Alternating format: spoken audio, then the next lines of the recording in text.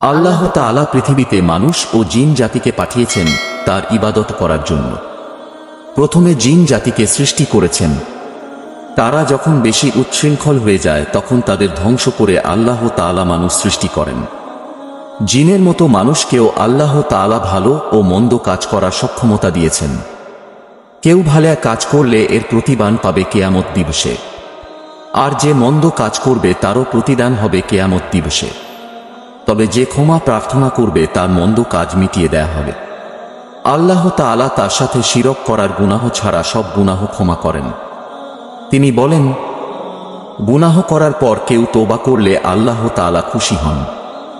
এ ব্যাপারে রাসূলুল্লাহ সাল্লাল্লাহু আলাইহি ওয়াসাল্লাম বলেন, আল্লাহ তার বান্দার তওবায় সেই ব্যক্তির চেয়েও বেশি খুশি হন যার উট গভীর মরুভূমিতে হারিয়ে যাওয়ার পর আবার সে তা ফিরে পায়। পৃথিবীর কেউ গুনাহ না করলে আল্লাহ তাআলা নতুন জাতি সৃষ্টি করতেন, যে জাতি গুনাহ করবে ও আল্লাহ তাআলার কাছে ক্ষমা প্রার্থনা করবে। রাসূলুল্লাহ সাল্লাল্লাহু আলাইহি ওয়াসাল্লাম বলেছেন, যে সত্তার হাতে আমার জীবন, আমি তার কসম করে বলছি, তোমরা যদি পাপ না করতে তবে অবশ্যই আল্লাহ তোমাদের নিশ্চিহ্ন করে এমন সম্প্রদায় বানাতেন যারা পাপ করে ক্ষমা চাইত এবং তিনি তাদের মাফ করে দিতেন। এর ব্যাখ্যায় আলেমগণ বলেন, আল্লাহ তাআলা মানুষের মাঝে গুনাহ করার সামর্থ্য দিয়েছেন। এর অর্থই হলো তার দ্বারা গুনাহ হওয়া স্বাভাবিক এবং সে আল্লাহ তাআলাকে স্মরণ করে আবার তওবা ইস্তেগফার করবে, তাও স্বাভাবিক। কেউ গুনাহ করে তওবা করবে, তিনি এতেই খুশি হন।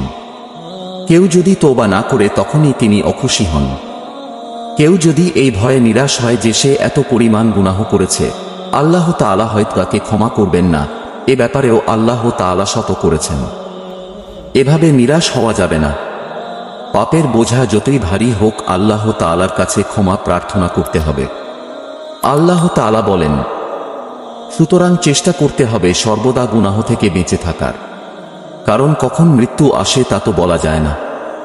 যদি কখনো গুনাহ হয়ে যায় তাহলে দ্রুত তওবা করতে হবে, কেননা গুনাহ করতে করতে অন্তর আল্লাহ তাআলা থেকে দূরে সরে যায় এবং তওবা করার মতো ইচ্ছা তৈরি হয় না।